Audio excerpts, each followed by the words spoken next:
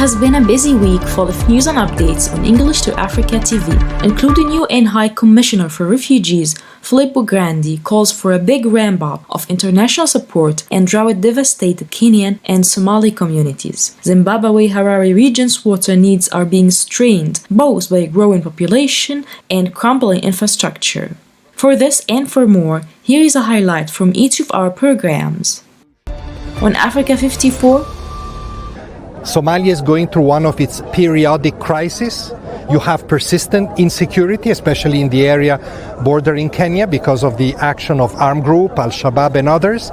Grandi also spoke to recent arrivals from Somalia to discuss their immediate needs and appealed for more resources to be able to provide much-needed humanitarian assistance to them, as well as Kenyans impacted by the drought.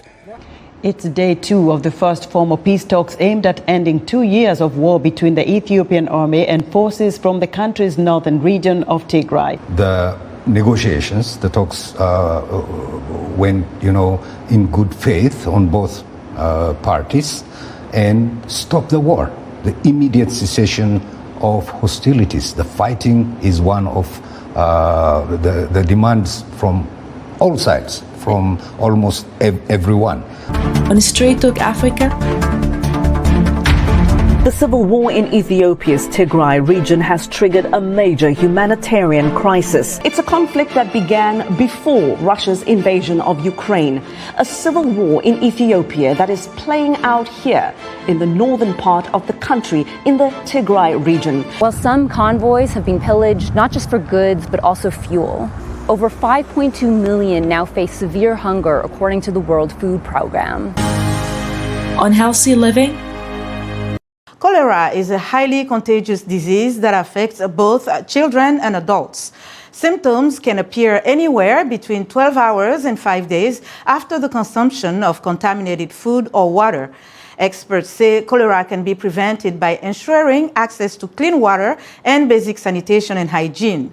However, over 1.7 billion people still do not have access to basic sanitation services.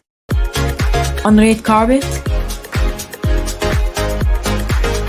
Black Panther is coming to Africa. Ahead of its official release, Marvel Studios' Black Panther Wakanda Forever will hold its African premiere in Lagos, Nigeria.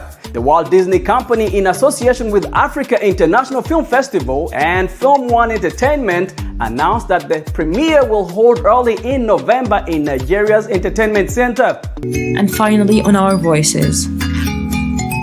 Hello, welcome to Our Voices. I am Simon Shekoye.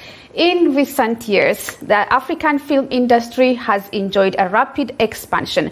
According to UNESCO, about 5 million people currently work in the film sector in Africa, contributing $5 billion to the continent's GDP. African diaspora has an... And this and more have been happening this week on English to Africa TV. That was Angi Omar for VOA Africa.com.